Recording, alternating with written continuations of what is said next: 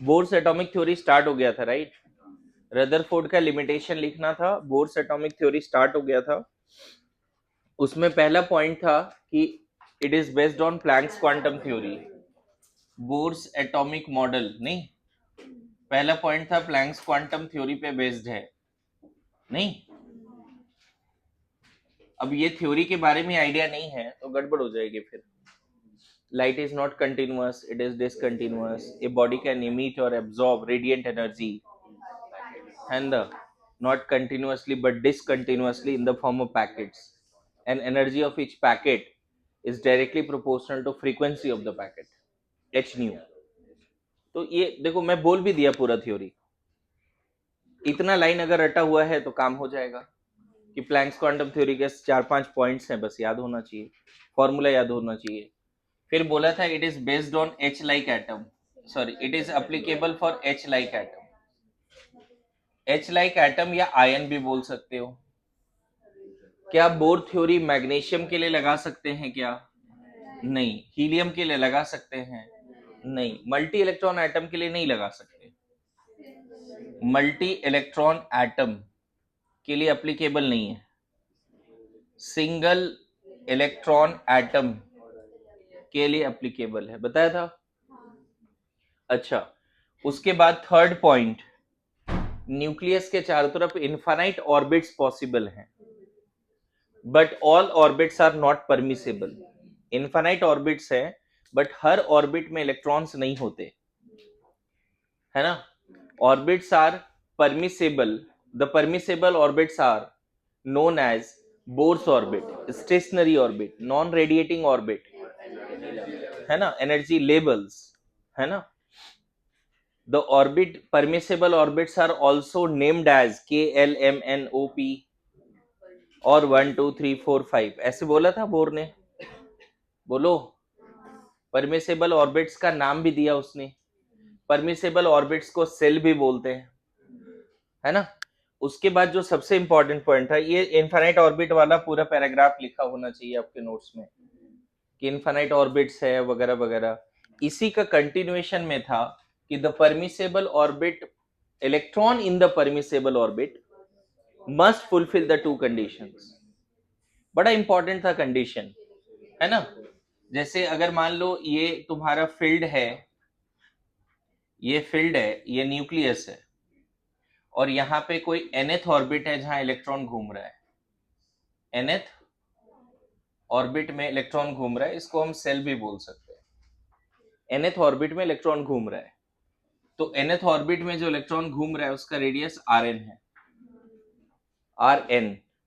यहाँ जो इलेक्ट्रॉन घूम रहा है वेलोसिटी vn, जो इलेक्ट्रॉन है उसका मास me है। So in any permissible orbit, electrons are revolving and there must be two conditions fulfilled simultaneously. Mass of electron velocity का square upon Rn must be equal to K Ze। देखो Ze is the charge in the nucleus, है ना, into charge in electron by Rn का square. ये पहला equation, centripetal must be equal to centrifugal, है ना? And दूसरा equation जिसका मैंने एक्सप्लेनेशन नहीं दिया, बोला रटना है अभी फिलहाल के लिए, इस ऑर्बिट में जो एंगुलर मोमेंटम है M E V N R n must be equal to N H by 2 pi, must be equal to N H by 2 pi. ये दो बातें थी, बोलो ध्यान में आ रहा है? अब इसमें मान लो फोर्थ ऑर्बिट है, सपोज फर्स्ट ऑर्बिट में क्या लिखा था, एम ई वी वन आर वन किसके बराबर होना चाहिए, 1 times of h by 2 pi. Second orbit में देखो, हर ऑर्बिट में इलेक्ट्रॉन की स्पीड अलग है। अगर इलेक्ट्रॉन न्यूक्लियस के पास है तो उसकी स्पीड डिफरेंट है, न्यूक्लियस के दूर है तो उसकी स्पीड अलग है। क्या लगता है सन के चारों तरफ मरकरी जिस स्पीड से रोटेट कर रहा है, क्या अर्थ भी उसी स्पीड से रोटेट कर रहा है? तो जैसे जैसे सन से प्लैनेट का डिस्टेंस बढ़ रहा है उसकी रेडियस बढ़ रही है, उसका स्पीड, सर्कुलर मोशन का जो स्पीड है वो भी चेंज हो रहा है। लेकिन यहां पे अच्छी बात है कि प्लैनेट का मास हमेशा फिक्स्ड है, दैट इज इलेक्ट्रॉन। इलेक्ट्रॉन ही है ना हमेशा, फर्स्ट ऑर्बिट या सेकंड ऑर्बिट, परमिसेबल ऑर्बिट में हमेशा क्या है, मास फिक्स है। लेकिन फिर भी डिस्टेंस बढ़ने से अट्रैक्टिव फोर्स चेंज हो रहा है ना भाई, जैसे जैसे डिस्टेंस बढ़ेगा कूलम्बिक फोर्स चेंज होगा ना, तो इसको बैलेंस करने के लिए वेलोसिटी भी चेंज होगा। समझ रहे बात को? हमेशा फोर्स क्या फिक्स्ड है क्या? कोई इलेक्ट्रॉन अगर मान लो न्यूक्लियस के पास में है तो उसके बीच का फोर्स और ये फोर्स फिक्स्ड है क्या? नहीं है। तो हर ऑर्बिट में इलेक्ट्रॉन की स्पीड डिफरेंट होगी, सेम नहीं होगा speed. Electron will have different speed in different orbit. In short, electron will have different angular momentum in different orbit. First orbit में उसका एंगुलर मोमेंटम क्या होगा, mv1r1 is equal to h by 2 pi. Second orbit में देख रहे हो, radius अलग लिख दिया, वेलोसिटी भी अलग लिख दिया, 2h/2 पाई, है ना। h/2 पाई जो है ना बच्चे, उसको आजकल मॉडर्न बुक्स में ऐसे लिखते हैं, सिंबल है बस, h/2 पाई को h क्रॉस करके लिख देते हैं कुछ मॉडर्न बुक्स में, याद रखना उसको। लेकिन मैं यहाँ पे हमेशा h/2 पाई ही लिखूंगा, h क्रॉस नहीं लिखूंगा, चलेगा। अच्छा, सेकेंड ऑर्बिट में बताओ, थर्ड ऑर्बिट में क्या लिखोगे angular momentum?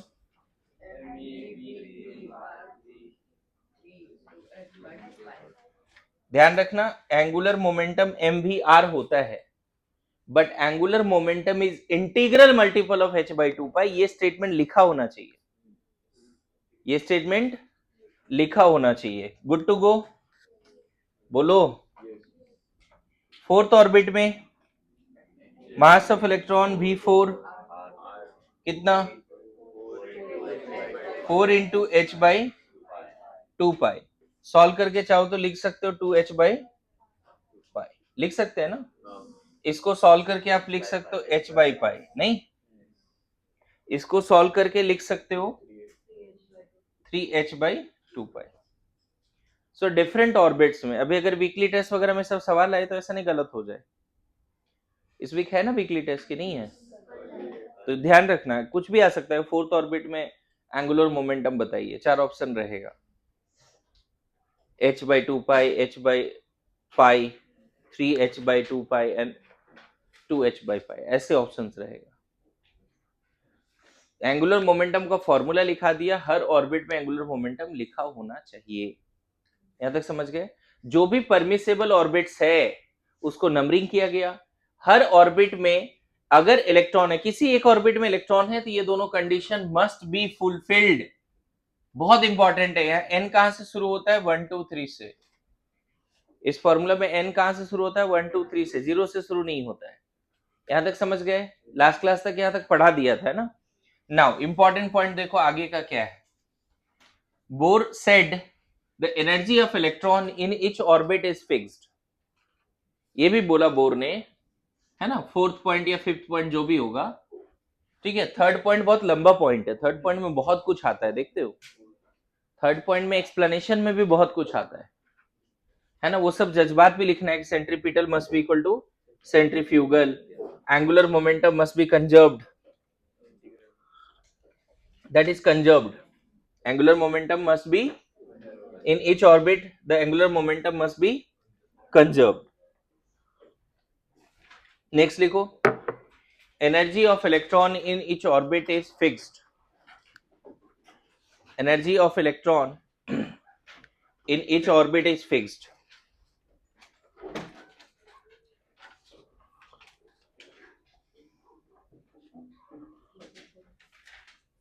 Energy of electron in each orbit is fixed.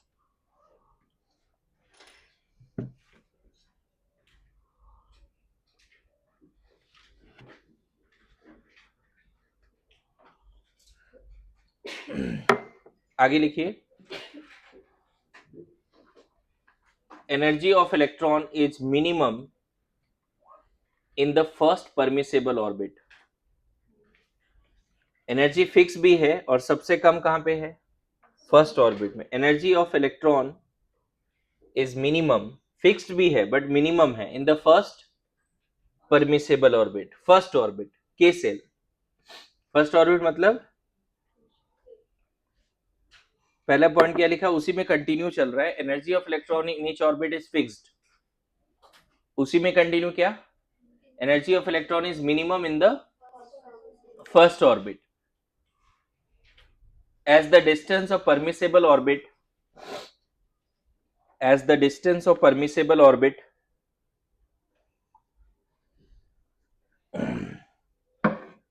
as the distance of permissible orbit increases,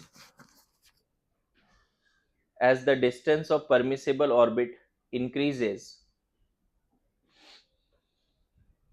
from the nucleus, as the distance of permissible orbit increases from the nucleus, energy of electron in that orbit also increases, energy of electron in that orbit also increases, also increases। कहने का मतलब क्या है, जो permissible पहला orbit है, दूसरा है, तीसरा है, ऐसा डायग्राम बना सकते हो। मैं इन्फिनिट ऑर्बिट नहीं दिखा रहा हूं, जो परमिसेबल है वही दिखा रहा हूं, है ना, के सेल, एल, एम, एन, ओ, ऐसा। तो जो के सेल है उसमें एनर्जी E1 फिक्स्ड है, के सेल में जो फर्स्ट ऑर्बिट परमिसेबल है उसमें इलेक्ट्रॉन का एनर्जी E1 है, सेकंड में E2, थर्ड में E3, फोर्थ में E5 एंड सो ऑन। यहाँ पे E इंफिनिटी भी बोल सकते हो, जो न्यूक्लियस के फील्ड के जस्ट क्लोज होगा। नहीं, परमिसेबल ऑर्बिट मतलब सबसे कम एनर्जी कहाँ है इलेक्ट्रॉन की, समझ में आ रहा है, यही पॉइंट लिखा है मैंने, देखो मैथ्स भी लिख दिया। फर्स्ट ऑर्बिट में इलेक्ट्रॉन की एनर्जी सबसे कम है, फिक्स्ड भी है। पता है हर ऑर्बिट, परमिसेबल ऑर्बिट को एनर्जी लेवल्स क्यों बोलते हैं, क्योंकि एक्चुअल में उस ऑर्बिट का एक एनर्जी वैल्यू भी है। ऑर्बिट का एनर्जी वैल्यू नहीं है, ऑर्बिट में जो इलेक्ट्रॉन है उसकी एनर्जी। मेरे पास वाई एनर्जी लेबल्स, अगर मान लो क्वेश्चन आ गया why Bohr's orbit are known as energy levels, is fixed, quantised. Orbit में एनर्जी क्या है, क्वांटाइज्ड है, फिक्स्ड है। मेरी बात आ रही समझ में। और नया बात क्या सीखा, सबसे कम एनर्जी कौन से ऑर्बिट में है ना।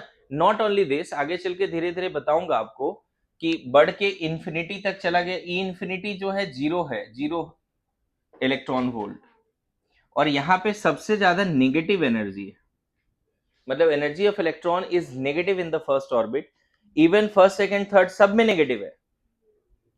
और इंफिनिटी पे एनर्जी क्या है उसकी, जीरो। जैसे नेगेटिव में ऐसे सोचो, यहां -13.6 इलेक्ट्रॉन वोल्ट एनर्जी है फर्स्ट ऑर्बिट में, सेकंड वाले में -3.4 इलेक्ट्रॉन वोल्ट है, थर्ड वाले में और कम होता जाएगा। मतलब नेगेटिव में एक तरह से बढ़ ही रहा है ना, -13 बड़ा है या -3, -3, उस सेंस में बोल रहा हूं कि एनर्जी बढ़ रहा है। अब यहां पे एक इंपॉर्टेंट क्वेश्चन है कि what is the significance of negative energy of electron in the Bohr orbit. ये क्वेश्चन का आंसर आप खुद ढूंढ के लाओगे। What is the significance of negative energy of electron in any Bohr orbit. What is the significance of negative energy of electron in any Bohr orbit?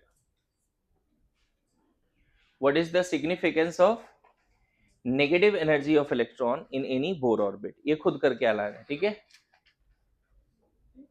Negative energy of electron in any Bohr orbit, ये diagram बनाना है, ये लिखना है जल्दी, जो points अभी लिखा उसमें ये लिखना है। क्या चाहिए, रिमोट किसके पास है, इधर ही है।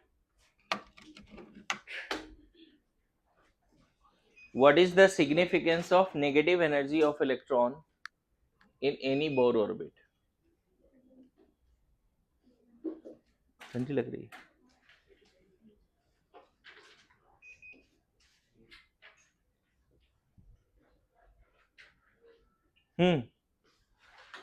लिखा, ये भी बंद है क्या,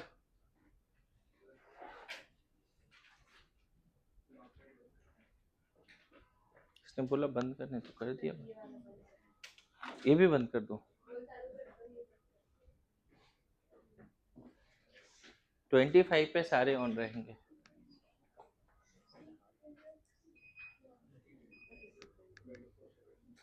ऑन हुआ?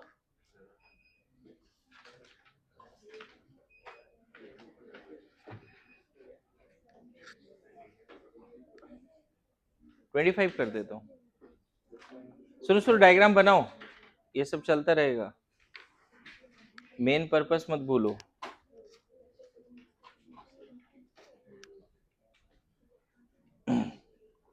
ओके, आगे बढ़े नेक्स्ट पॉइंट में। ये डायग्राम बनाया, as the electron distance of electron from the nucleus increases energy increases. In short, अगर एन बढ़ेगा तो एनर्जी भी बढ़ेगा।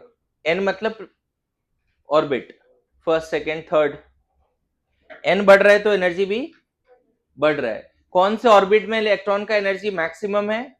इंफिनिटी पे। किसी एटम के लिए इंफिनिटी का क्या मतलब होता है भाई? इंफिनिटी का मतलब ऐसा नहीं कि दूसरे गैलेक्सी में चला गया, हार्डली हार्डली वन एंगस्ट्रॉन से ज्यादा, ऐसा है ना, जस्ट उसके फील्ड से बाहर, न्यूक्लियस के फील्ड से बाहर। समझ में आया? अच्छा, जो मैं ये बोल रहा हूं, ये भी तो मैं बोल सकता था हर ऑर्बिट में उसकी स्पीड भी फिक्स्ड है और डिफरेंट है। ये भी तो बोल सकता है भाई, स्पीड भी अलग अलग है। क्या हर ऑर्बिट में उसकी एनर्जी अलग है? नहीं, स्पीड भी अलग है। हर ऑर्बिट का रेडियस भी तो अलग है, R1 R2। नहीं बोल सकते क्या? जो पॉइंट्स मैंने एनर्जी को लेके लिखा है, सेम पॉइंट आप वेलोसिटी के लेके भी बोल सकते हो। Velocity of electron in each orbit is different. अरे yes no, radius of orbit different. अरे रेडियस तो होगा ना अलग अलग, पास छोटा ऑर्बिट है कम रेडियस होगा, बड़ा ऑर्बिट है ज्यादा रेडियस होगा। लेकिन एनर्जी वाला पॉइंट भी ध्यान में रखने का ज्यादा इंपॉर्टेंट है कि एनर्जी सबसे कम कहां पर है? फर्स्ट ऑर्बिट में, है ना। यही रीजन है first orbit is also known as ground state. लिख के रखो, first orbit is also known as ground state, where energy of electron is minimum and negative also. First orbit is also known as ground state. First orbit is also known as ground state. Ground state, है ना। First orbit is also known as ground state, where energy of electron is minimum and negative also, है ना। First orbit is also known as ground state, where energy of electron is minimum and negative, most negative, minimum and most negative. इसी में थोड़ा और बात लिखो, if electron is in the first orbit, that is ground state, if electron is in the first orbit that is ground state, if electron is in the first orbit that is ground state, it is the most stable state, it is the most stable state. सबसे ज्यादा stable electron कौन से orbit में रहेगा? First orbit में। कोई reason बता सकते हो? यही तो लिखवाया मैंने, why, what is the reason? Energy तो मिनिमम है, ये बड़ा अच्छा लॉजिक है। हाँ, मेन रीजन ये देना चाहिए आपको, एनर्जी मिनिमम है, ये तो बोल ही दो। हाँ, ये बोलो कि in ground state most attractive force, नहीं, in ground state there is maximum attraction between electron and nucleus, maximum electrostatic attraction in ground state, there is maximum electrostatic attraction, लिखो, in ground state, मैं copy check करूंगा सबका, जो बोल रहा हूं सब लिखना है। in ground state there is maximum electrostatic force of attraction. कोई अगर पूछे ग्राउंड स्टेट में सबसे ज्यादा स्टेबल क्यों है इलेक्ट्रॉन, आप बोल दो एनर्जी उसकी मिनिमम है। आप बोल दो न्यूक्लियस के सबसे पास है तो सबसे ज्यादा अट्रैक्शन भी फील कर रहा है।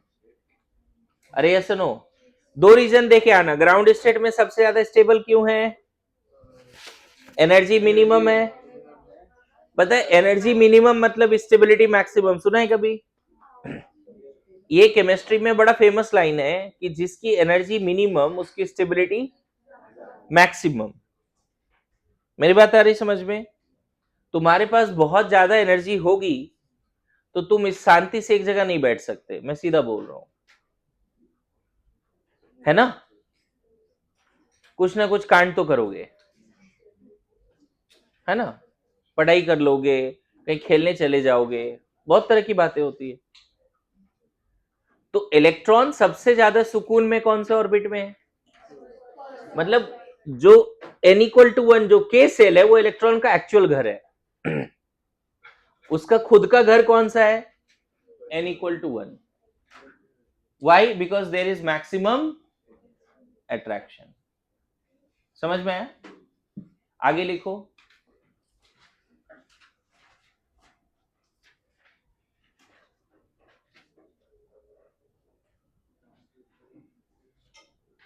except ground state, except ground state, except ground state, other orbits are known as excited state. Except ground state, other orbits are known as excited state. Except ground state, other orbits are known as excited state. ठीक है?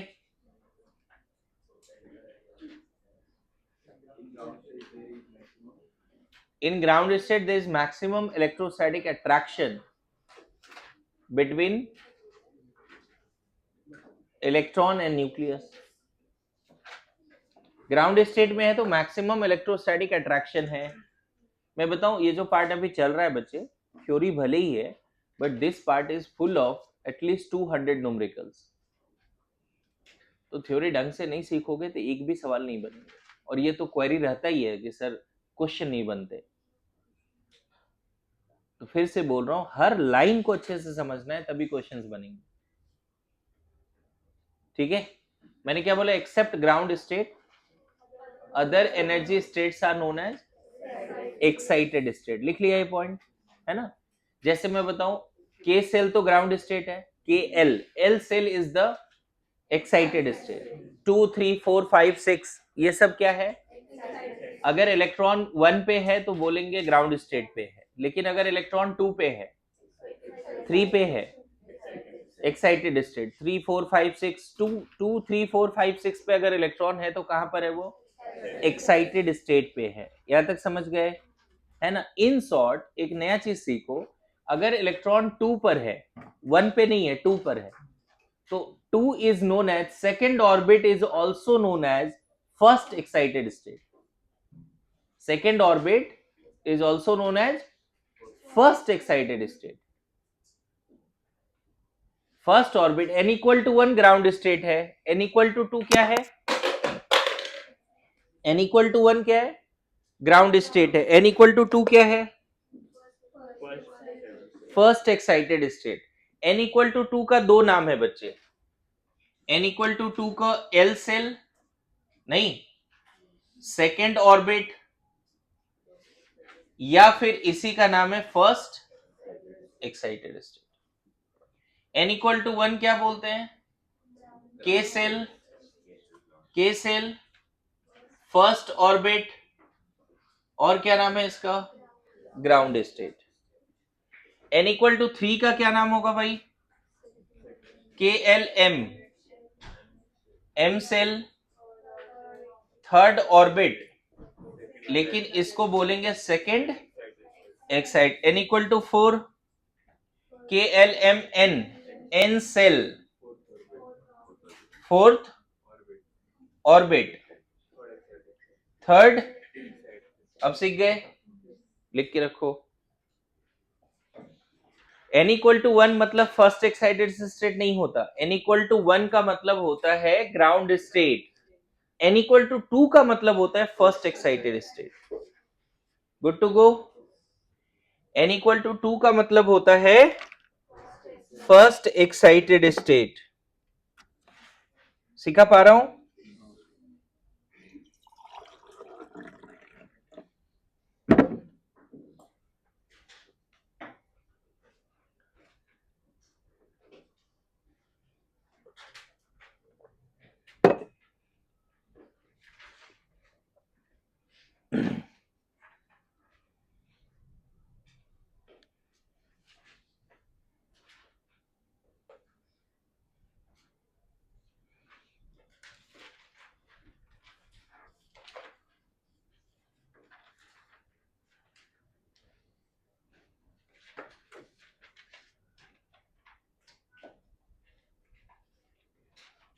Done.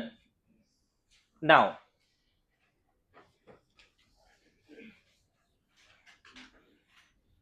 Energy कौन से orbit में ज्यादा है? First में, second में, third में? कहां पे ज्यादा इलेक्ट्रॉन की एनर्जी? फर्स्ट में सबसे कम है. अब बड़ा बड़ा इंपॉर्टेंट पॉइंट यहीं पे लिखेंगे कि अगर इलेक्ट्रॉन को फर्स्ट ऑर्बिट से सेकंड ऑर्बिट लेके जाना है, in order to excite the, देखो वर्ड यूज होगा एक्साइट, KLMNO, है ना. अगर इलेक्ट्रॉन 1 पे है और 2 पे लेके जाना है, या 1 से 3 पे लेके जाना है, या 1 से 4 पे लेके जाना है, 1 से 5 पे लेके जाना है, अगर इलेक्ट्रॉन को 1 से किसी भी हायर ऑर्बिट पे लेके जाना है, मतलब तुम इलेक्ट्रॉन की एनर्जी बढ़ा रहे हो या घटा रहे हो? इलेक्ट्रॉन की एनर्जी, फर्स्ट ऑर्बिट में उसकी एनर्जी सबसे कम थी, अभी सिखा दिया है ना. अगर तुम 1 से 2 पे लेके जा रहे हो तो इसको बोलते हैं फर्स्ट एक्साइटेड स्टेट पे लेके जा रहे हैं. अगर 1 से 3 पे लेके जा रहे हो, है ना, ये 1 है, ये 2 है, ये 3 है, तो 1 से अगर 3 पे लेके जा रहे हो तो सेकेंड एक्साइटेड स्टेट पे लेके जा रहे हो. 1 से 4 पे लेके जा रहे हो तो थर्ड एक्साइटेड स्टेट पे लेके जा रहे हो. 1 से 5 में फोर्थ एक्साइटेड स्टेट पे लेके जा रहे हो. बोलो, है.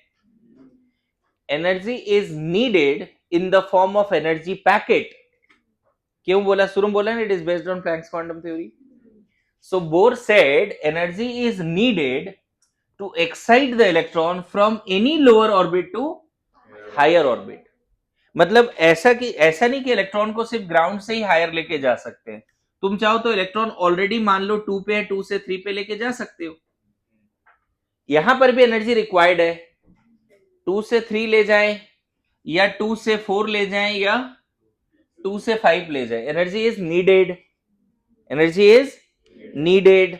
नॉट ओनली दिस, अगर तुम 3 से 4 ले जा रहे हो या 3 से 5 ले जा रहे हो तो भी एनर्जी इज नीडेड.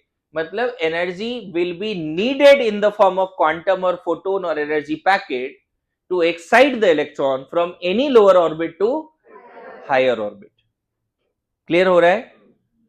क्यों? क्योंकि यहां एनर्जी सबसे कम है ना फर्स्ट वाले में, और सेकंड में एनर्जी ज्यादा है, थर्ड में एनर्जी और ज्यादा है, फोर्थ में एनर्जी और ज्यादा है. मेरी बात आ रही समझ में? हमेशा 1 से 2 ले जाओ या किसी भी लोअर से हायर ले जाओ, एनर्जी विल बी नीडेड. और किस फॉर्म में? क्या ये इलेक्ट्रॉन कंटिन्यूअसली एनर्जी लेगा तब हायर जाएगा? नहीं. All wavelength, all frequency will be not absorbed. Only those, पता है पूरा बोर मॉडल का सबसे इंपॉर्टेंट लाइन बोलने जा रहा हूं. Only those energy packets, quantum और photon, will be absorbed which can excite the electron from any lower to higher. And the absorbed photon energy must be equal to energy difference between the two energy levels. दो level के बीच का जो energy difference है, उसी amount का photon absorb होगा. ये 2-3 बार और लिखा दूंगा, लेकिन अभी ये बात समझो. जैसे 1 से 2 का मान लो गैप है 10 जूल, मान लो 10 इलेक्ट्रॉन वोल्ट है. 1 से 2 जाना है तो कौन सा एनर्जी पैकेट चाहिए? 10 इलेक्ट्रॉन वोल्ट का चाहिए. तो अगर इसको 5 इलेक्ट्रॉन वोल्ट दोगे तो नहीं लेगा वो. एग्जैक्टली वही एनर्जी पैकेट लेगा जिसकी एनर्जी दो एनर्जी लेवल के डिफरेंस के बराबर हो. क्या मैं समझा पा रहा हूं? अगर मान लो 1 से 5 जाना है तो कौन सा पैकेट लेगा? एग्जैक्टली इन दोनों का गैप के बराबर लेगा। इसकी अपनी एनर्जी है 1 की, 5 की अपनी एनर्जी है, उन दोनों का एनर्जी का सब्ट्रैक्ट करो, जो वैल्यू आएगा वही वैल्यू का फोटोन या क्वांटम लेगा। अब समझ में आया? बोलो, लिखो। Energy is needed, energy is needed to excite the electron, energy is needed to excite the electron,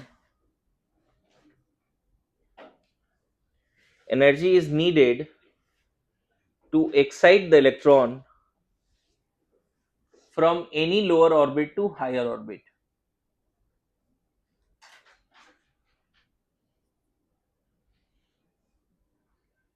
Energy is needed to excite the electron from any lower orbit to higher orbit. That is, electron in lower orbit, that is, electron in lower orbit will absorb radiant energy. That is, an electron in lower orbit will absorb radiant energy in the form of quantum or photon or energy packet. In the form of quantum, photon or energy packet. That is, electron in lower orbit will absorb, है ना, radiant energy in the form of quantum, photon or energy packet, है ना। Bracket में लिख सकते हो not continuously, है ना। That means one electron will absorb only one packet at a time. उधर सिखाया ना हमने, फोटोइलेक्ट्रिक इफेक्ट में भी सिखाया, नाइस एनर्जी में सिखाया, इवन बॉन्ड डिसोसिएशन एनर्जी में भी सिखाया, है ना। इसलिए हमने कहा था कि डाउन द ग्रुप जाते हुए आयोनाइजेशन एनर्जी है वो कम होती है, क्योंकि इलेक्ट्रॉन जैसे अगर फर्स्ट चलना होगा तो उसे बाहर निकालने के लिए ज्यादा डिफरेंस चाहिए होगा, जैसे हम डाउन द ग्रुप जाएंगे तो इलेक्ट्रॉन लास्ट चलना होगा तो कम डिफरेंस लगेगा, अट्रैक्शन कम हो रहा है, और डिफरेंस कम होगा, है ना। आगे क्या लिखा, नॉट कंटिन्यूअसली, है ना।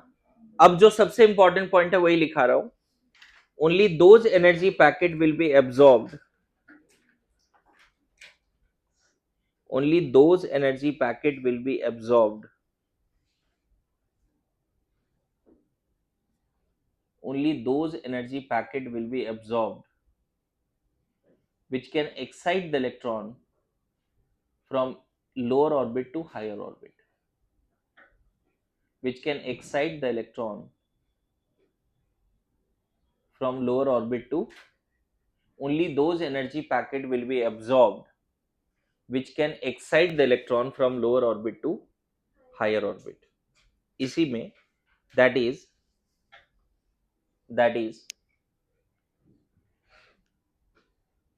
energy of quantum absorb, that is energy of quantum photon, है ना, that is energy of quantum photon absorb must be equal to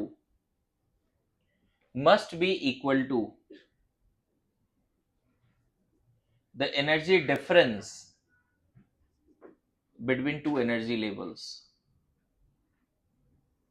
देखिए क्या मैं यहां पे लिखाया, मान लो electron between two energy levels, between two orbit, वही पैकेट एब्जॉर्ब होगा, या जो भी पैकेट एब्जॉर्ब हुआ उसकी एनर्जी किसके बराबर होगी, लोअर से हायर जहां गया उसके गैप के बराबर।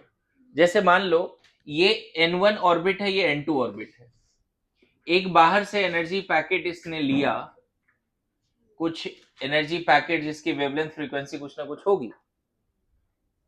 इलेक्ट्रॉन कहां था पहले, N1 पे था, एक एनर्जी पैकेट लिया उसने और यहां से यहां चला गया, N1 से N2 चला गया। क्या हुआ समझ में पूरी बातें? इस पूरे एटम को हमने एक रेडिएशन से एक्सपोज किया, मतलब एनर्जी पैकेट दे मारा इसको, और एक उन सारे एनर्जी पैकेट्स में से कोई एक पैकेट इसने लिया और N1 से कहां चला गया, N2 चला गया। तो यहां पे थ्योरी ये बोल रहा है कि energy of packet must be equal to energy difference between two energy levels. समझे? किसका एनर्जी ज्यादा है? ऑब्वियसली इसका ज्यादा है ना भाई, हायर ऑर्बिट का ज्यादा एनर्जी है, लोअर का। तो हायर का जो भी एनर्जी है उसको लोअर वाले ऑर्बिट से सबट्रैक्ट कर दो, जो मिलेगा उतने ही मैग्नीट्यूड का फोटोन एब्जॉर्ब हुआ होगा। जैसे फॉर एग्जांपल मान लेते हैं ये 10 इलेक्ट्रॉन वोल्ट है और ये 20 इलेक्ट्रॉन वोल्ट है, तो एग्जैक्टली जो एनर्जी पैकेट एब्जॉर्ब होगा उसकी वैल्यू कितनी होगी? वेरी इंपॉर्टेंट पॉइंट है ना।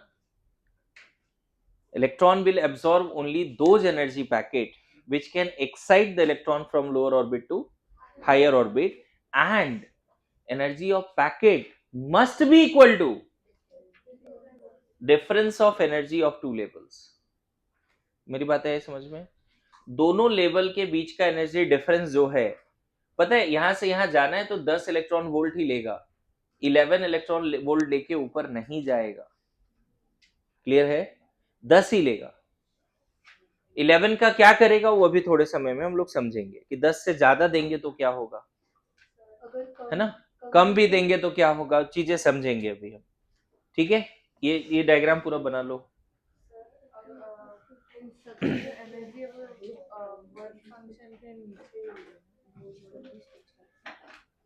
नहीं वो तो आइसोलेटेड के लिए अलग बात है, वर्क फंक्शन से उसका बहुत ज्यादा हो जाए।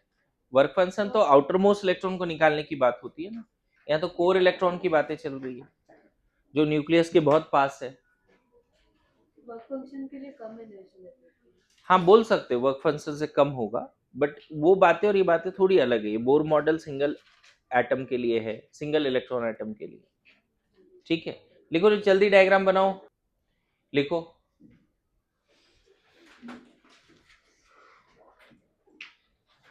Excited state is not the stable state. Excited state is not the stable state. Excited state is not the stable state. क्यों? ग्राउंड स्टेट सबसे स्टेबल क्यों है? क्योंकि अट्रैक्शन सबसे ज्यादा है। तो हायर ऑर्बिट्स स्टेबल क्यों नहीं है? अट्रैक्शन कम है, एनर्जी बढ़ रही है ना। ब्रैकेट में लिख सकते हो less attraction more energy, that is the reason. Less attraction and more energy, है कि नहीं? Less attraction and more energy. Now तुम खुद से बोलो कि अगर इलेक्ट्रॉन कहीं हायर ऑर्बिट पे है तो क्या वो वहीं रहेगा, या उससे और हायर पे जाएगा, या वो लोअर ग्राउंड पे आ सकता है? तीन ऑप्शन दिया आपको। अगर इलेक्ट्रॉन मान लो ग्राउंड पे नहीं है, सपोज इलेक्ट्रॉन 3 पे है, तो क्या वो 3 से 4 5 पे जाएगा, 6 पे जाएगा, या 3 से 2 पे, फिर 2 से 1 पे आएगा? बेस्ट ऑप्शन क्या लग रहा है तुम्हें?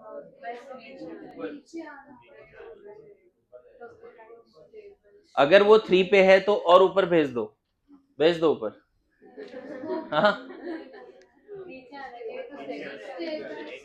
देखो, अगर वो 3 पे है, किसी एक्साइटेड स्टेट पे है ना, एक्साइटेड स्टेट पे, और उसको फिर से रेडिएशन दे रहे हो, बाहर से और हीटअप कर रहे हो, तब तो वो और हायर पे जाएगा क्योंकि तुमने उसको एनर्जी पैकेट दिया। लेकिन अगर वो 3 पे है और तुम कुछ नहीं कर रहे हो, बस छोड़ दे रहे हो उसको, अगर वो 3 पे है और उसको छोड़ दिया थोड़े समय के लिए, तो अब यहाँ पे दो ही ऑप्शन है, वो 3 पे ही रहेगा या लोअर आएगा। हायर तो नहीं जाएगा क्योंकि हायर जाने के लिए एनर्जी पैकेट चाहिए और तुमने एनर्जी पैकेट दिया नहीं है, एक्साइटेड स्टेट 3 पे था और छोड़ दिया सैंपल को, तो वो 3 पे ही रहेगा या लोअर आएगा? 3 पे ही नहीं रहेगा, क्योंकि अभी लिखवा दिया excited state not so stable state. Definitely वो ऑटोमेटिकली लोअर पे आएगा, ऑटोमेटिकली वो कहां पे आएगा? लोअर पे आएगा, और लोअर पे आके एनर्जी एमिट करेगा, क्योंकि लोअर से हायर जाने के लिए एनर्जी एब्जॉर्ब हुई थी, तो हायर से लोअर आने के लिए एनर्जी क्या होगी? एमिट होगी।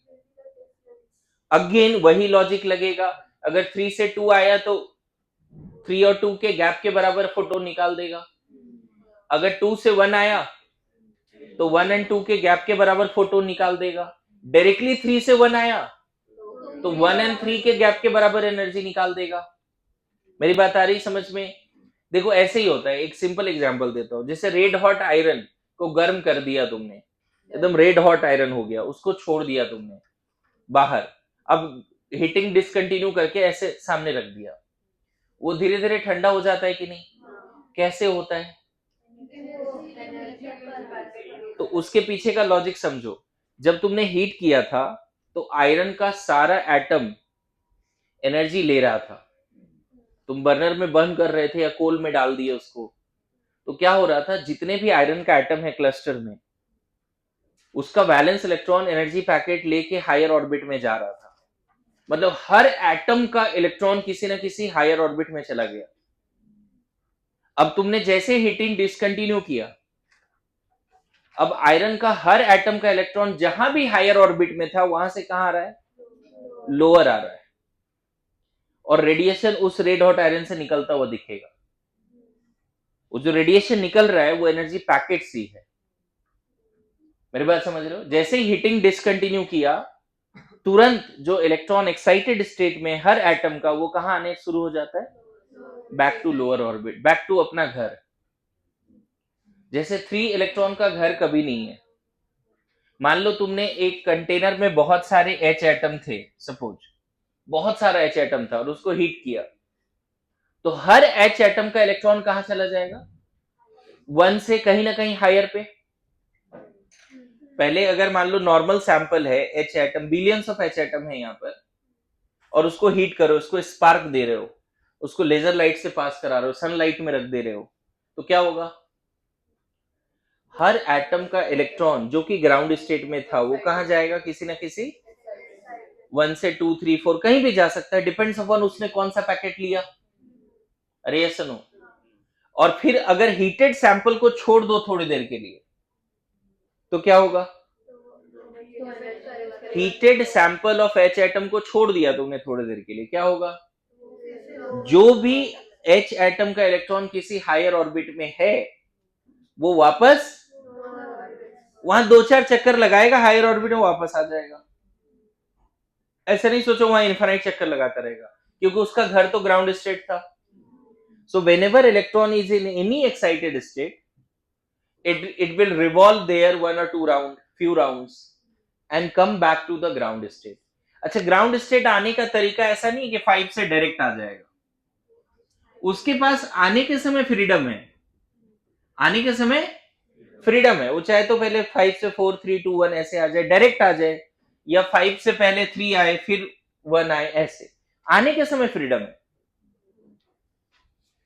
समझ रहे हो? जाने के समय फ्रीडम नहीं है, जाने के समय तो जो पैकेट लेगा उसके हिसाब से जाएगा, लेकिन आना जो वापस जब डी एक्साइटेशन वाली बात है, तो वो अपना प्रोसेस है, स्पॉन्टेनियस है, सेल्फ प्रोसेस है, वो खुद एमिट कर रहा है ना। जब वो हायर से लोअर आ रहा है तो वो बाहर से कोई पैकेट तो नहीं ले रहा है, वो अपना एनर्जी ही लूज कर रहा है फोटोन के फॉर्म में और वापस आ रहा है। तो हायर से लोअर हमेशा, किसी भी हायर से हमेशा 1 आएगा ऐसा बोलना सही नहीं है। रुक रुक के भी आ सकता है, डायरेक्ट भी आ सकता है, लेकिन लोअर से हायर जाने के समय वो सेल्फ प्रोसेस नहीं है। तुम बाहर से एनर्जी देते हो, फोटोन के फॉर्म में एनर्जी लेते हैं, तब हायर जाते हैं। आया समझ में? तो लिख लो, whenever electron in any excited state, whenever electron is in any excited state, whenever electron is in any excited state,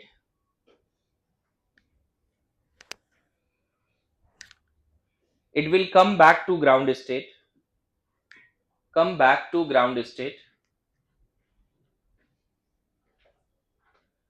it will come back to ground state by emitting energy, radiant energy, in the form of quantum, photon or energy packet.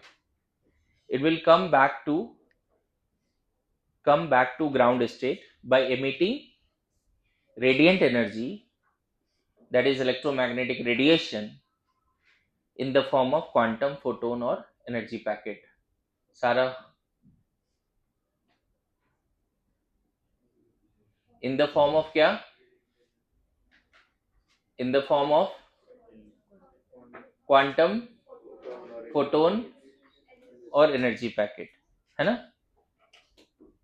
Again जो photon, here क्या लिखो, here energy will be emitted, यहाँ क्या होगा, energy will be emitted, here energy will be emitted, here energy will be emitted. समझ गए. And फिर से वही वाली बात, कितना कौन सा एनर्जी एमिट होगा, किस हायर से, मतलब अगर यहां से यहां आ रहा है, हायर से लोअर, तो यहाँ एनर्जी पैकेट क्या होगा भाई, एमिट होगा. हायर से लोअर आ रहा है तो एनर्जी पैकेट, लोअर से हायर जा रहा है तो एनर्जी पैकेट, और ये जो एमिट होगा, दिस इज एमिटेड ना, बोलो कितना एमिट होगा, फिर से वही डिफरेंस के बराबर, En2 minus En1. Energy emitted is equal to energy difference between two level where transition is going on. जहां से जहां ट्रांजिशन हुआ है वो दोनों एनर्जी लेवल के डिफरेंस के बराबर एनर्जी क्या हो जाएगी, एमिट हो जाएगी. लोअर से हायर जा रहा है तो इन दोनों के बराबर का एनर्जी क्या होगा, एब्जॉर्ब हो जाएगा. हायर से लोअर आ रहा है तो आपको ये समझ में आ रहा है, अगर ट्रांजिशन मैंने ऐसे लिखा 1 से 5, तो यहाँ पे एब्जॉर्प्शन है, एमिशन है. अगर 1 to 5 ऐसे एरो दिखा रहे हैं, मतलब इलेक्ट्रॉन 1 से 5 पे जा रहा है, एब्जॉर्प्शन हो रहा है. 2 to 7 एब्जॉर्प्शन, है ना. 7 to 3, 7 से 3 आ रहा है. तो ये सब कौन सा लाइन है पता है, ये जो दिखा रहा हूं मैं इसको बोलते हैं एब्जॉर्प्शन, नहीं एब्जॉर्प्शन, और इसको एमिशन. समझ में आ रहा है भाई. इंफिनिटी से 1 आ रहा है तब, 2 से 1 आ रहा है तब, 5 से 2 आ रहा है तब, ये सारे क्या है, एमिशन. ऐसे लिखना मतलब एमिशन, और ऐसे लिखना मतलब 3 से 7, 1 से इंफिनिटी, है ना, 2 से इंफिनिटी, ये सब क्या है, एरो बता रहा है कहां से कहां इलेक्ट्रॉन जा रहा है, कौन सा एमिशन है, कौन सा एब्जॉर्प्शन है. यहां तक समझ में आ गया सबको. लोअर से हायर जाने के लिए एनर्जी एब्जॉर्ब होगा, हायर से लोअर. अच्छा, लोअर से हायर मतलब एक्साइटेशन, हायर से लोअर मतलब D excitation. These R D excitation, and also due to de-excitation photon will be emitted. ये क्या है, de-excitation, and this is excitation. लिख लेना. एरो समझ में आ रहा है कैसे लिख रहे हैं हम लोग, है ना.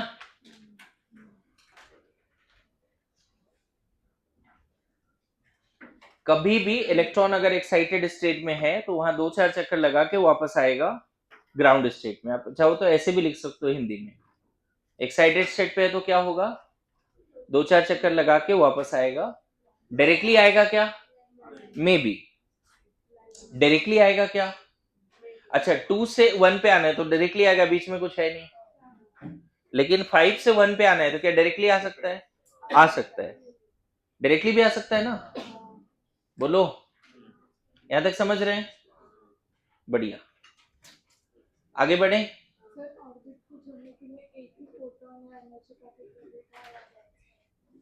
नहीं, कहीं से भी कहीं जाना है तो एक ही पैकेट एब्जॉर्ब होगा. मतलब 2 से 5 जाना है तो भी एक पैकेट एब्जॉर्ब होगा, 2 से 3 जाना है तो भी एक ही, लेकिन वैल्यू अलग होगी. 1 से 2 जाने के लिए वैल्यू अलग होगा, 1 से 3 जाने के लिए वैल्यू अलग होगा, लेकिन एट ए टाइम एक ही पैकेट एब्जॉर्ब होगा. क्लियर हो रहा है जी. आगे बढ़े, लिखो.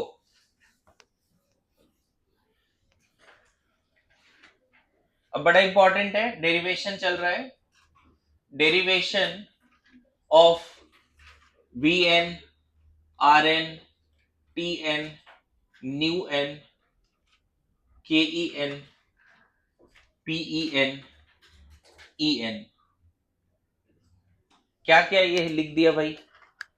वी एन मतलब velocity in nth orbit. V N क्या है ना, वेलोसिटी या स्पीड ऑफ इलेक्ट्रॉन इन क्या, nth ऑर्बिट। आर एन क्या है, radius of nth orbit, radius of electron in nth orbit. Time period क्या है, किसी nth ऑर्बिट में एक चक्कर लगाने में कितना टाइम लग रहा है। फर्स्ट ऑर्बिट के सेल में पूरा एक चक्कर लगाने में कितना टाइम लग रहा है। जैसे अर्थ थर्ड ऑर्बिट में है तो पूरा एक चक्कर लगाने में कितना टाइम लग रहा है, 365 दिन लग रहा है ना भाई। उसी तरह इलेक्ट्रॉन को फर्स्ट ऑर्बिट में कितना टाइम लगेगा, time taken for one revolution in the nth orbit. तो बताओ न्यू एन क्या है, एक सेकेंड में किसी ऑर्बिट में कितना चक्कर लगा लेगा। Frequency of revolution, frequency of revolution in nth orbit. इसका मतलब है एक सेकेंड में के सेल में कितना चक्कर लगाएगा, एल सेल में कितना चक्कर लगाएगा। एक चक्कर लगाने में जो टाइम है वो टाइम पीरियड है, एक सेकेंड में कितना बार घूम जाएगा वो है न्यू एन। के एन क्या है, kinetic energy of electron in nth orbit. P N क्या है, potential energy of electron in nth orbit. And E N है टोटल एनर्जी ऑफ इलेक्ट्रॉन। इसी के बारे में अभी तक बात चल रही थी, E1 E2 E3। En क्या है, total energy of electron in nth orbit. फटाफट लिखिए।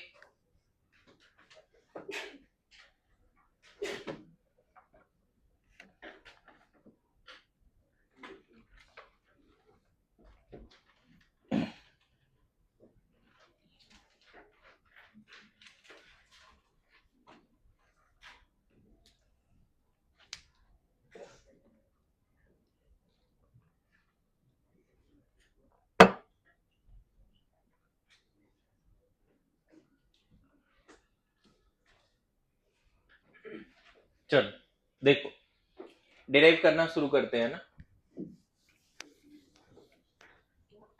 मैथ्स है, थोड़ा सा अटेंटिव रहो।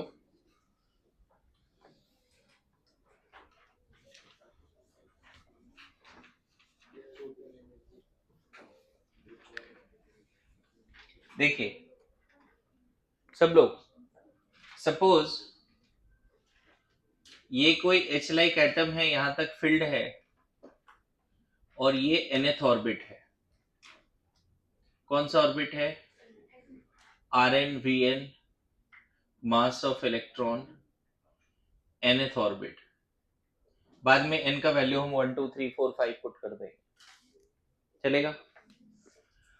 और मतलब पता है, अगर ये एटम हाइड्रोजन होता तो Z का वैल्यू 1, He+ होता तो Z का वैल्यू 2, Li+2 होता तो Z का वैल्यू, आ रहा है समझ में। He+ मतलब एक इलेक्ट्रॉन, लेकिन प्रोटॉन तो 2 है। Li+2 इलेक्ट्रॉन एक है लेकिन प्रोटॉन 3 है। एटॉमिक नंबर कितना प्रोटॉन होगा हाइड्रोजन के न्यूक्लियस में, एक। He+ के न्यूक्लियस में कितना इलेक्ट्रॉन होगा, प्रोटॉन होगा 2। Li+2 के न्यूक्लियस में कितना, Be+3 के न्यूक्लियस में प्रोटॉन कितना होगा, बोलो। ये समझ में आ रहा है ना। अलग अलग H लाइक एटम के लिए डेरिवेशन कर रहे हैं हम लोग, ध्यान रखोगे इसको। मुझे बताओ, इसके लिए दो चीजें हमारे पास थी, एक था MEVN स्क्वायर बाई Rn के, इलेक्ट्रॉन का चार्ज, न्यूक्लियस का चार्ज कितना बोले। अगर हाइड्रोजन होता ना ये एटम तो E रखते, He+ है तो यहाँ 2E हो जाता, बोलो। Li+2 है तो यहाँ 3E। Charge in the nucleus that is proton, charge in the electron E, divide by क्या, आर एन का स्क्वायर। ये पहला इक्वेशन वैलिड है, centripetal must be equal to centrifugal. दूसरा इक्वेशन क्या वैलिड है, M E V N R N N H by 2 pi. बोलो यहां तक समझ में आ रहा है? दो इक्वेशन से ही सारे डेरिवेशन हो जाएंगे, कैसे होंगे ध्यान देना। सबसे पहले बताओ फ्रॉम वन क्या लिख दें, अगर हम आर एन और आर एन स्क्वायर कैंसिल करें तो क्या मिलेगा, M E V N square is equal to क्या, के जेड ई स्क्वायर। ई दो बार आ रहा है ना, बोलो, ई दो बार आ रहा है, by R N, by R N. इसको मान लेते हैं हम लोग 3, इसको क्या मान लेते हैं 3, उसी को थोड़ा मॉडिफाई कर दिया, चलेगा? कोई दिक्कत नहीं ना? ओके, मुझे बताओ, अगर यहीं पे दोनों तरफ m से मल्टीप्लाई कर दें तो क्या लिख देंगे, एम ई वी एन का होल स्क्वायर हो जाएगा क्या? एम ई से दोनों तरफ मल्टीप्लाई कर रहा है, 3 को एम ई से मल्टीप्लाई क्या लिख दे, K Z E square M ई, दोनों तरफ हमने एम ई से मल्टीप्लाई कर दिया, दोनों तरफ एम ई से मल्टीप्लाई कर दिया। यहां तक समझ में आ रहा है? ओके, नाउ फ्रॉम टू क्या लिख दे, from two M E V N is equal to क्या लिख सकते हैं, M E V N equal to N H by 2 pi R N. बोलो, है ना? ये वाला क्या है, ये ऐसे ही बता रहा हूं, ये क्या है, इसको क्या किया, मल्टीप्लाई बाई एम ई। आ रहा है ना समझ में? इसी को दोनों तरफ एम ई से मल्टीप्लाई करेंगे, ये बन जाएगा, इसको 4 मान लेते हैं, इसको 5 मान लेते हैं। अगर मैं एम ई वी एन को यहां रख दूं तो क्या मिलेगा, एम ई वी एन को उधर रख देता हूं, यूज 5 in 4, 5 को 4 में यूज कर दो। और भी सिंपल तरीके हो सकते हैं, लेकिन मैं ऐसे ही कर रहा हूं, इसको यहां रख देते हैं, क्या मिलेगा, एन एच बाई 2 पाई का आर एन ना का square is equal to M E V N को यहां रख दिया, इज इक्वल टू क्या, K Z E square M E by R N. होगा? कोई दिक्कत? अच्छा, अब इसको चलो स्क्वायर कर ही दो, N square H square 4 pi square R N square K Z square M E by R N. फिर आर एन कैंसिल हो जाएगा,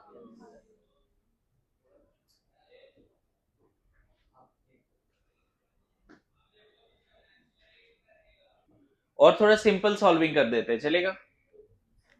ये दोनों तो एकदम है ही, वेल नोन स्टेटमेंट है ये दोनों।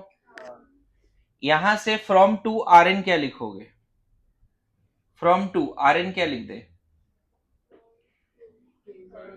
N H by 2 pi M E V N, are N लिख दिया। ये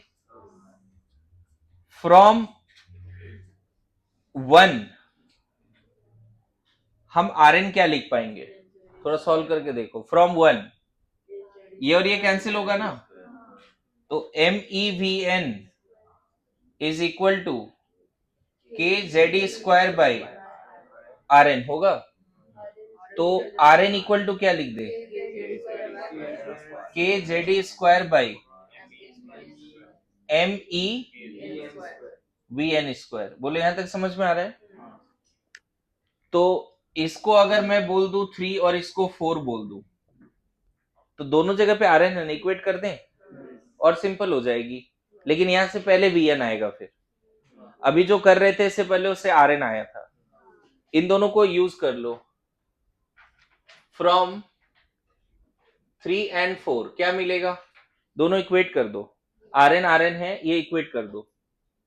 क्या मिलेगा बताओ, NH by 2 pi MEVN is equal to KZE square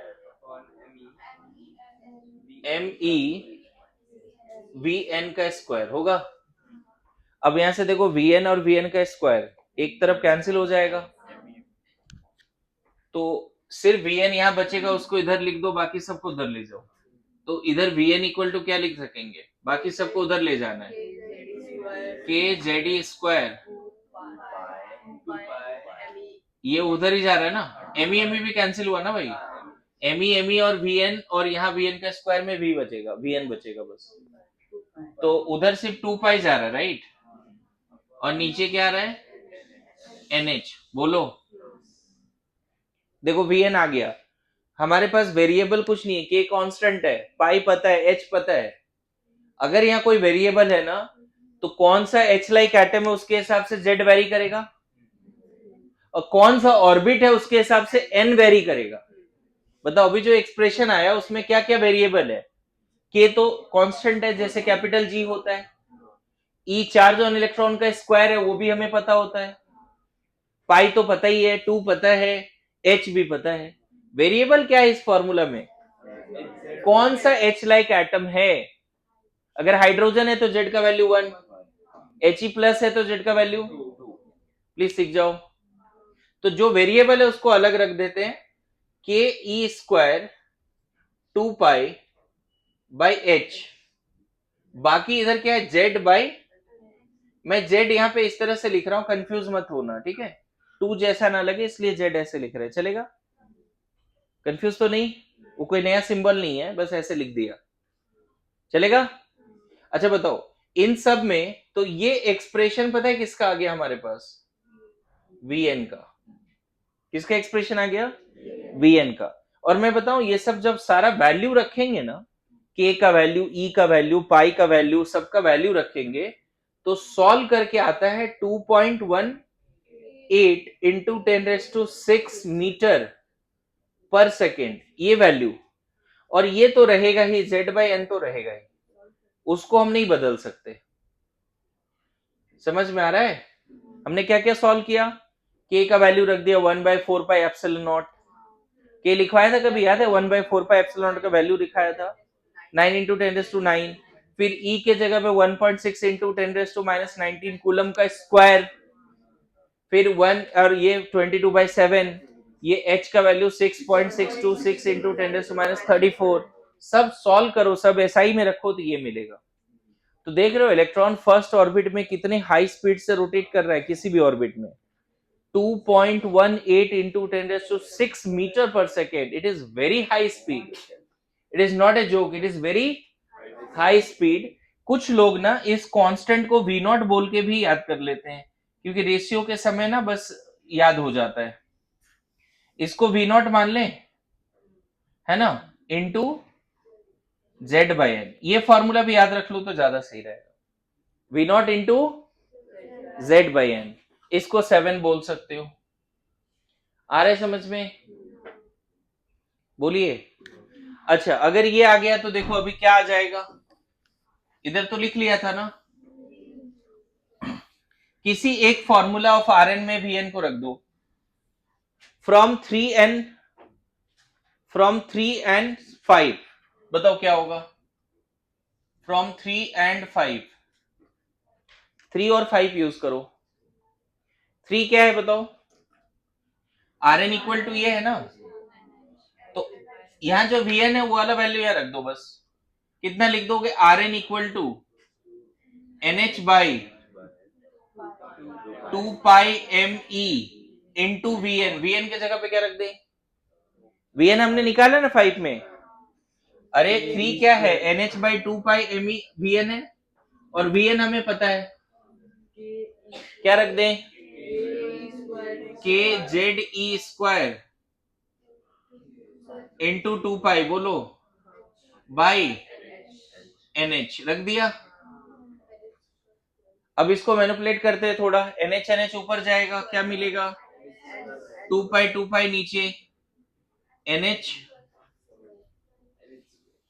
एक काम करते हैं NH स्क्वायर H स्क्वायर कर देते हैं, 2 पाई 4 पाई स्क्वायर है ना, के ई स्क्वायर ME होगा, और Z भी है ना, Z उसी को सॉल्व किया बस, और कुछ नहीं किया, सेम जो उधर था उसको सॉल्व किया है, इसको सॉल्व करके लिख दिया है। अब मुझे बताओ यहाँ वेरिएबल क्या क्या है, कौन सा ऑर्बिट है उसके हिसाब से n बदलेगा, कौन सा H लाइक एटम उसके हिसाब से Z बदलेगा। तो Rn इक्वल टू क्या लिख दें, बाकी सबको अलग रख लेते हैं, H square by 4 pi square के ई स्क्वायर ME बोलो, और इधर आ जाएगा N स्क्वायर बाई Z। आ रहा है समझ में। अगर आप इसको सॉल्व करोगे इस पूरे को तो 0.529 एंगस्ट्रॉन आता है, हालांकि सब SI में रखोगे तो 0.529 इंटू 10⁻⁻10 आएगा, ये सब 6.62 इंटू 10⁻34 का स्क्वायर, 4 इंटू 22/7 का स्क्वायर, के 1/4 pi epsilon not that is 9 into 10⁹ E 1.6 into 10⁻19 का square, mass of electron 9.1 into 10⁻31 kg, सब SI में रखोगे तो ये आएगा 0.53, अप्रोक्सीमेटली 0.53 इंटू 10⁻10 आएगा। तो एंगस्ट्रॉन में रख दोगे, ऑब्वियसली एटम का साइज ही छोटा है तो रेडियस भी तो छोटा ही आएगा ना भाई, बोलो। दो फॉर्मूला रटना है, एक तो ये वाला भी, ये हो गया तुम्हारा 8 और ये हो गया 9, समझ गए। और अगर मैं इसको कोई कांस्टेंट मान लूं R0 N square by Z, ये 10, देखो दो फॉर्मूला आ गया, क्या क्या आ गया दो फॉर्मूला में, RNN VN, RNN VN लिखिए।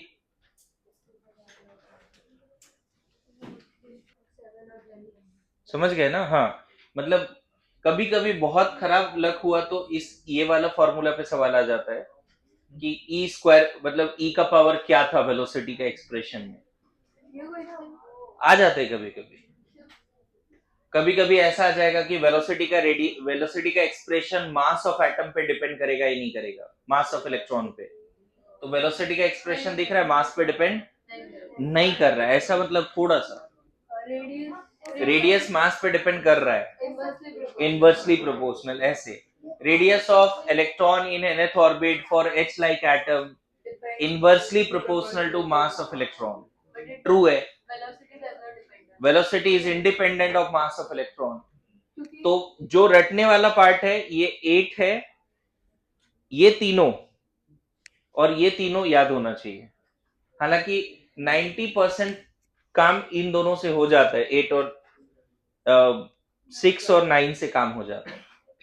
रेशियो वाला क्वेश्चन में तो ये 10 और 7 लगता है, क्योंकि वैल्यू रेशियो तक कैलकुलेट हो जाती है। अभी क्वेश्चंस करेंगे इस पे, जल्दी जल्दी ऋषभ क्रॉस क्वेश्चन करो, इसको बिना देखे 2 बार लिखना पड़े तो लिखना पड़ेगा घर पे, तभी बोर मॉडल सीख पाओगे, है ना।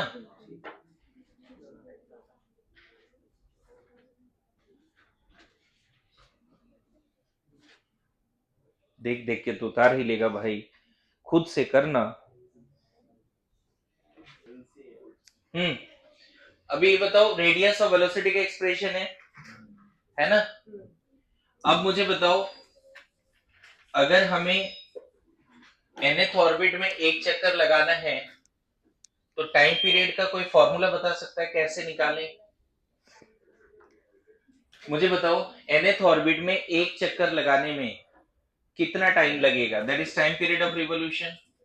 बड़ा सिंपल डेफिनेशन है, देखो भी आ जाएगा ये, अगर कोई इलेक्ट्रॉन nth ऑर्बिट में घूम रहा है तो कितना डिस्टेंस ट्रेवल कर रहा है?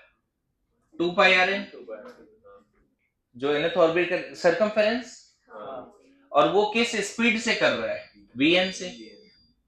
डिस्टेंस बाय स्पीड इस टाइम। एक चक्कर लगाने में कितना डिस्टेंस कवर हो रहा है? 2 पाई आर एन। और किस स्पीड से ट्रेवल हो रहा है? वीएन से। स्पीड तो फिक्स है ना उसका। तो 2 pi R N by V N is the expression for what? Time period. लेकिन अब हमें चाहिए जेड और एन के टर्म्स में, तो हम यहाँ पे थोड़ा शॉर्टकट यूज करेंगे, है ना। ये तुम लिख सकते हो 11। नाउ इसमें बोल सकते हैं यूज, है ना, यूज 6 एंड 9। 6 एंड 9 यूज कर लेते हैं। बताओ क्या लिख देंगे? 2 पाई आर एन के जगह पे क्या रख दें? 0.53 या 529 angstrom N square by Z. बोलो। एंड वी एन के जगह पे क्या रख दें? 2.18 10⁶ मीटर पर सेकेंड जेड अपॉन एन। बोलो। एक कांस्टेंट स्पीड से ये पूरा सरकमफेरेंस चलना है, यहां से शुरू हुआ और वापस वहीं आना है, तो कितना डिस्टेंस ट्रेवल होगा? 2 पाई आर एन। और वो पूरे किस स्पीड से चला है? वी एन से। Yes no? अर्थ को कितना टाइम लग रहा है सन के चारों तरफ रोटेट होने में? तो पूरा जो सर्कल कंप्लीट हो रहा है वो डिस्टेंस लेंगे और किस स्पीड से कर रहा है उससे डिवाइड कर देंगे तो टाइम मिल जाएगा। और अर्थ के केस में 365 डेज आएगा। अर्थ के केस में कितना आएगा? 365 डेज। यहाँ पे इलेक्ट्रॉन बहुत छोटा है और स्पीड भी बहुत हाई है, रेडियस सर्कमफेरेंस भी बहुत कम है, स्पीड बहुत हाई है, तो यहाँ टाइम पीरियड तो नहीं के बराबर आएगा। टाइम पीरियड नहीं के बराबर आएगा। सबका वैल्यू सॉल्व करके रख दें, इसको एक कांस्टेंट बोल सकते हैं टी नॉट, और यहां पे हो जाएगा N cube by Z square. This is the formula, है ना, for time period in nth orbit. Bohr H like atom में nth ऑर्बिट में एक चक्कर लगाने में कितना टाइम लगेगा? अच्छा, टी नॉट का वैल्यू तुम कैलकुलेट कर लेना। टी नॉट कितना होगा कैलकुलेट करने के बाद मैं बता देता हूं आपको। 2 इंटू 3 पाई का वैल्यू जी 3.14 इंटू 0.529 इंटू 10⁻⁻10 बाई, सब एसआई में रख रहा हूं, 2.18 10⁻⁶ मीटर पर सेकेंड, सब एसआई में है, ठीक है। और इधर कितना आ गया? N cube by Z square. ये वाला वैल्यू ना सॉल्व करोगे, मुझे लगता है 10 का पावर ना 10⁻⁻15 के आसपास आना चाहिए। देखो तो 10 का पावर कितना आएगा भाई? यहाँ 10⁻10 और -6 और ऊपर गया, -16 आ गया ना 10 का पावर। समझ लो कितना टाइम, कितना कम टाइम लग रहा है, नहीं के बराबर टाइम, 1 सेकंड भी नहीं लग रहा है, नहीं के बराबर टाइम लग रहा है जी। अरे यस नो? एक चक्कर लगाने में इलेक्ट्रॉन को नहीं के बराबर टाइम लग रहा है। Yes no? 2 इंटू 3.14 इंटू 0.529, है ना, डिवाइड बाई कितना कर दें? 2.18। ये 1.52 आ रहा है। लो, टाइम तो नहीं के बराबर, 1.52 into 10⁻⁻16 second into N cube by Z square. This is the time period in nth orbit. 1 second भी नहीं लग रहा, देख रहे हो? 0.000000 15-16 जीरो आएगा तब कुछ है, तब second. This is the time period for 1 revolution. सोचो कितना ही कम टाइम में वो एक चक्कर लगा रहा है। अरे ऐसा नो? बोलो। अच्छा, फ्रीक्वेंसी का फॉर्मूला टाइम पीरियड का रेसिप्रोकल होता है, सुना है कभी? 1 by time period is the frequency. एक चक्कर लगाने में टीएन लग रहा है, 1 सेकंड में कितना चक्कर लगाएगा? तो 1 second by time taken for 1 चक्कर, total time by time taken for 1 revolution. तो इसको सॉल्व करोगे, देखो फ्रीक्वेंसी भी आ जाएगा 1 by T not an cube by Z square है। तो इसको सॉल्व करके क्या लिखोगे? न्यू नॉट लिख दो, 1 बाई टी एन को न्यू नॉट लिख दो, Z square by N cube. ये फॉर्मूला हो गया टाइम पीरियड फॉर रिवोल्यूशन का, है ना?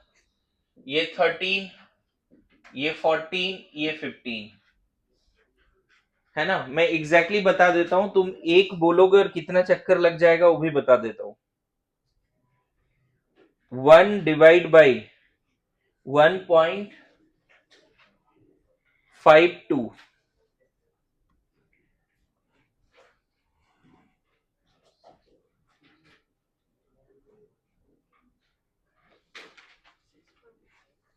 कितना? 6.5 ना? ये कितना आ रहा है? 6.57 into 10⁻15 hertz Z square by N cube. अब बताओ, एक सेकंड में ना वो 10⁻15 टाइम्स घूम जा रहा है एक सेकंड में। सोचो कितना चक्कर लगा रहा है एक सेकंड में? 10⁻15 चक्कर, उसका भी 6.57 टाइम्स। समझ रहे हो कितना फास्ट है? How much time? बहुत ज्यादा टाइम लग रहा है ना? टाइम बहुत कम लग रहा है, एक चक्कर लगाने में ऑलमोस्ट नो टाइम, और एक सेकंड में इन्फाइनाइट चक्कर ही है। देखो ना कितना बार घूम जा रहा है। अरे यस नो, 7 डेरिवेशन में 4 हो गया है, V N R N T N nu N हो गया ना? ठीक है। अब देखो होमवर्क क्या है। अभी होमवर्क है एच एटम के लिए V1, V2, V3, V4, V5 निकालना है, R1, R2, R3, R4, R5, T1, T2, T3, T4, T5 H atom के लिए। एंड फ्रीक्वेंसी, मैं क्या पूछना की कोशिश कर रहा हूं, देखो अगर एच एटम के लिए V1 निकालना है तो V1 फॉर H क्या लिखा था तुमने? V0 Z by N. First orbit में स्पीड निकालना है। सब लोग ध्यान दो, प्रैक्टिकल पे आ रहे हैं। फर्स्ट ऑर्बिट में स्पीड निकालना है तो H के लिए Z तो 1 है और ऑर्बिट भी फर्स्ट है। Bn का फॉर्मूला क्या था? Z by N. तो फर्स्ट ऑर्बिट में हाइड्रोजन का, अगर हाइड्रोजन का इलेक्ट्रॉन फर्स्ट ऑर्बिट में, स्पीड कितना है? V0, that is 2.18 into 10⁻6। अच्छा, वही अगर V2 निकालना है हाइड्रोजन के लिए तो V0 इंटू 1/2। हाइड्रोजन के लिए Z तो हमेशा फिक्स है ना भाई? हाइड्रोजन के लिए हमेशा जो फॉर्मूला लिखोगे Vn का फॉर हाइड्रोजन, वो V0 बाई एन लिखोगे। हाइड्रोजन के लिए फॉर्मूला हमेशा क्या होगा? V0 बाई, अब n का वैल्यू फर्स्ट ऑर्बिट है तो V0, सेकंड ऑर्बिट है तो V0 बाई। देखो एक नया चीज सीखा, जैसे आपको याद होगा जैसे जैसे डिस्टेंस बढ़ता था एनर्जी बढ़ती थी इलेक्ट्रॉन का, लेकिन वेलोसिटी घट रहा है। फर्स्ट ऑर्बिट में वेलोसिटी ज्यादा है, सेकंड में कम हो गया, थर्ड में और कम हो जाएगा।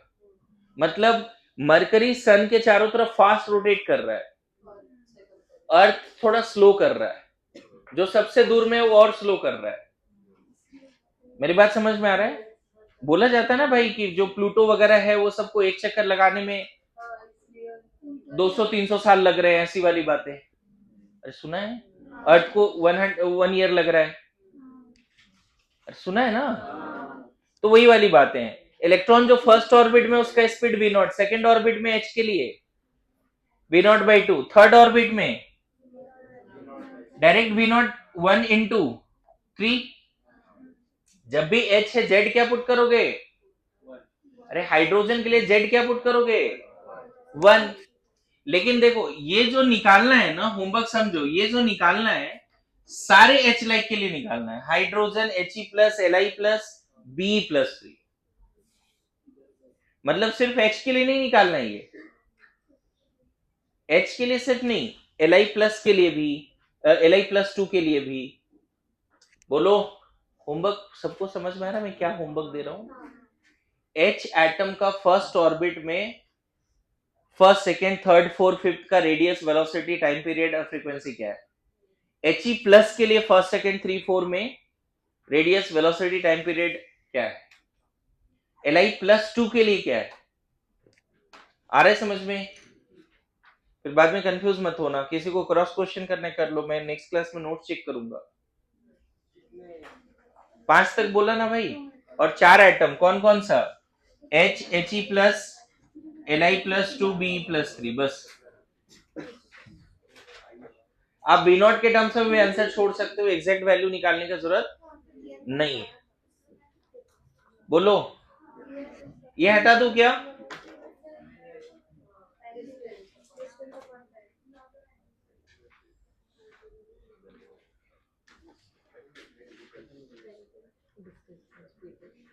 देखो देखो, अगर हाइड्रोजन के लिए लिख रहे हो ना वी एन फॉर हाइड्रोजन, तो फॉर्मूला क्या यूज करोगे पता है? V naught by N. लेकिन यही V N for H E plus करना है, तो V naught into 2 by N. अगर यही V N L I plus 2 के लिए करना है, अब एन का वैल्यू तुम क्या करोगे? यहाँ पे एन का वैल्यू 1 से 5 रख देना, आ गया। यहाँ एन का वैल्यू 1 से 5 रख देना, एच ई प्लस के लिए आ गया। यहाँ एन का वैल्यू 1 से 5 रख देना, एल आई प्लस 2 के लिए आ गया। यही वी एन अगर निकालना है बी प्लस 3 के लिए, वी नॉट 4 बाई एन। आ रहा है समझ में? अगर रेडियस निकालना है nth ऑर्बिट h के लिए, तो आर नॉट 1 n का square by 1, n square by z होता है ना। तो radius of nth orbit for h atom क्या फॉर्मूला लिखोगे? R naught into N square. वही अगर radius of nth orbit of He plus लिखना है, तो आर नॉट तो रखना पड़ेगा, एन स्क्वायर भी रखना, यहाँ 2 रखना पड़ेगा। अब समझ में क्या बोल रहा हूं मैं? अब यहाँ n का वैल्यू 1 से 5 रखो, n का वैल्यू 1 से 5 रखो, हाइड्रोजन का first, second, third, fourth orbit आ जाएगा, हीलियम प्लस का आ जाएगा, Li प्लस 2 का आ जाएगा। और अगर किसी को अभी समझ में नहीं आया भाई, आपस में डिस्कस करो और इसको करके आओ। चलो यहाँ छोड़ देता हूँ, एनर्जी का डेरिवेशन कल करेंगे।